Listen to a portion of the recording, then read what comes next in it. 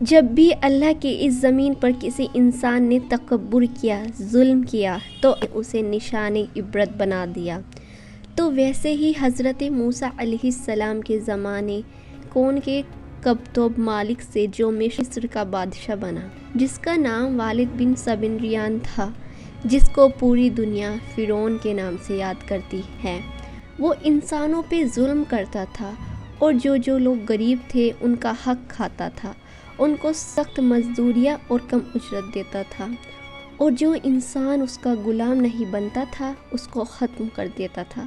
تبھی اللہ نے اپنی نبی موسیٰ علیہ السلام کو حکم دیا کہ اے موسیٰ، فرعون تک میرا پیغام پہنچاؤ کہ وہ انسانوں پہ ظلم نہ کرے، ورنہ اللہ کا عذاب ان کو لے ڈوبے گا۔ جب ہی اللہ کے نبی نے اللہ کا پیغام فرعون کو دیا تو وہ مذاق اڑانے لگا اور کہنے لگا، یہاں کا خدا میں ہوں، میں کسی کے حکم کو نہیں مانتا۔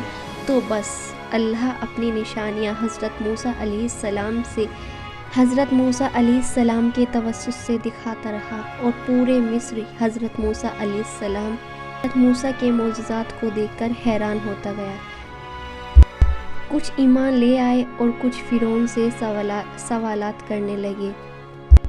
بالآخر فرعون موسیٰ علیہ السلام کے معجزات کو دیکھ کر اس بات تک آ پہنچا کہ آج میں موسیٰ اور اس کی قوم بنی اسرائیل کو ختم کر دوں گا۔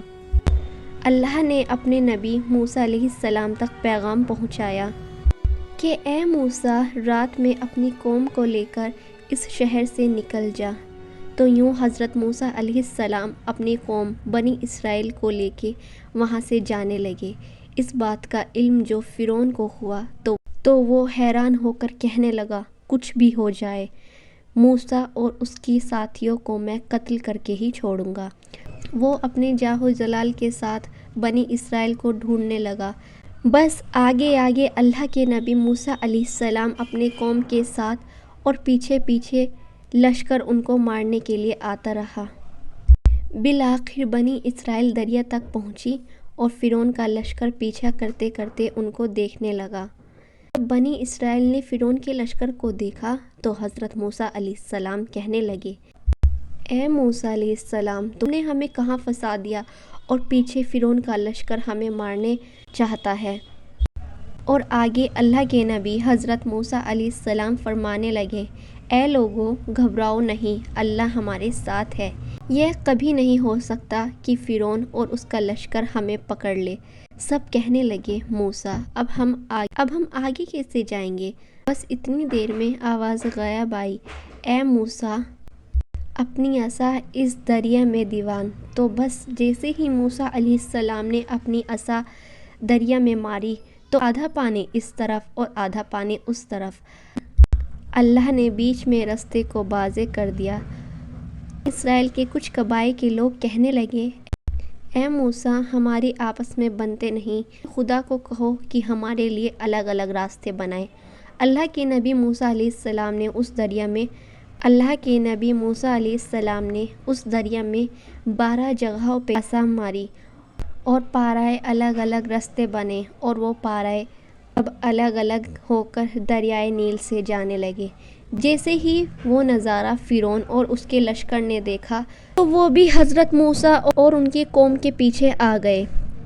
جیسے ہی موسیٰ علیہ السلام بنی اسرائیل کے ساتھ دریا کے اس طرف پہنچے اور دریا کے بیچوں بیچ فرعون اور اس کا لشکر موجود تھا، تو اللہ نے پانی کو پھر سے حکم دیا، اب ویسے ہی ہو جائے۔